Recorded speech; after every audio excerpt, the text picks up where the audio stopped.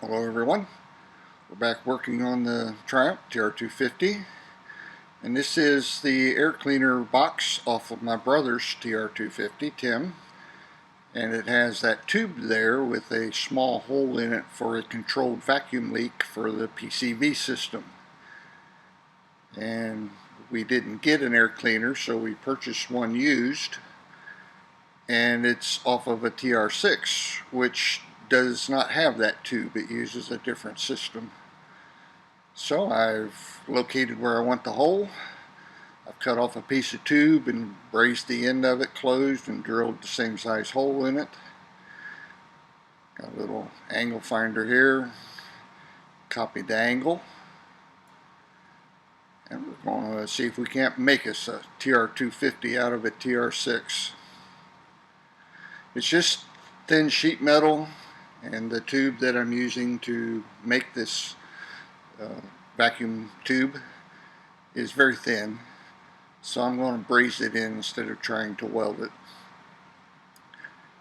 For those of you that may not know, brazing is sort of like a heavy-duty form of soldering. The brazing rod that I have is about an 1/8 inch thick, so it's kind of big for this little sheet metal, so I always heat it up to melting before I get started. That way I don't spend too much time and get the metal on the air cleaner too hot before the brass melts. So just like soldering, you get everything nice and red and hot, dab in the brass, it's already pre-fluxed, and you just work around it and it just sweats in just like you was doing a copper tubing on your home plumbing.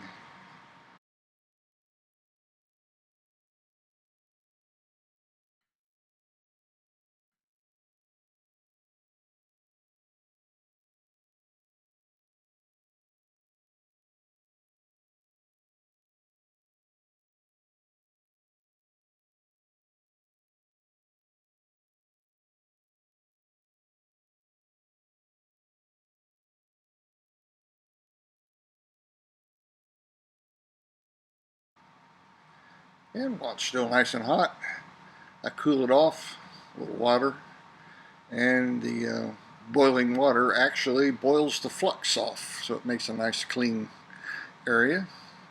But proceed to the next step. Now they got the burnt paint all around, so I took it over to my bead blasting cabinet and bead blasted the area that was affected by the heat. So we'll get this ready for some priming and finishing a little later on. This is the top part of the cover, and as you notice, it only has 4 tubes on it. 2 of them are broke out for whatever reason, and it is some kind of surface rusty, pretty nasty thing. But we are going to use said sandblasting cabinet. I apologize for the glare. I have the camera over my shoulder. I really couldn't see what it was seeing. And we'll get in here and do some sandblasting. This is very therapeutic. I have found people that come, friends of mine that have come over, and we have a little project, and if they have something that needs cleaned up, I give them an opportunity to use the cabinet, and it's hard to get away from them. It does a whole lot of work real good, real quick. Can't ask for much more than that out of a tool.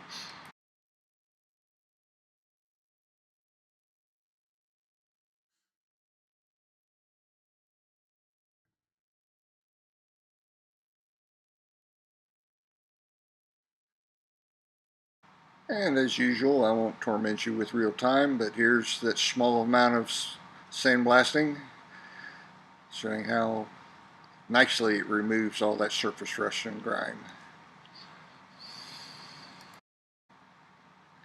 All cleaned up, down to bare metal.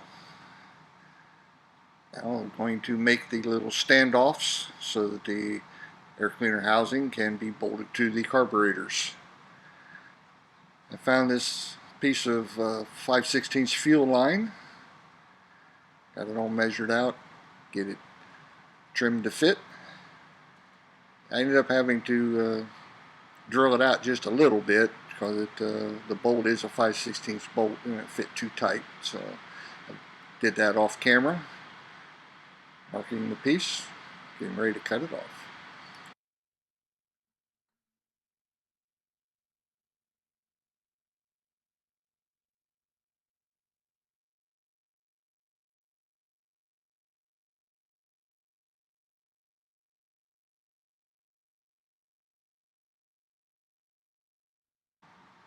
Tubing cover did a fine job, and it left a nice squared end, which will work out real great here in the next portion. So all I have to do here is I slide a long 5/16 bolt up through the hole, slide the tube over it, run a little nut down on top of it, and since both ends are nice square cuts, they fit in there real nice. I was going to try and TIG weld it, but I'm not good enough, and I don't think the material is good enough. I used a test sample and I just proceeded to melt it all to pieces. So I brazed these in also. The reason we had to do all these modifications on the air cleaner is this is the Tr250, and like most of the components, they're 1 year only, even though it has the 6-cylinder engine. And this was a TR6. And as we were looking at it, we said, wow, this has got a little bit of difference. This is flush, and this is recessed, so you can see. So we thought, wow, I wonder why they did that.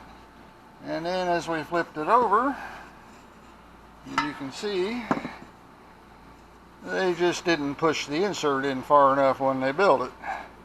A little bit of Old English tolerance going on there. So they were supposed to be the same, it just didn't turn out that way.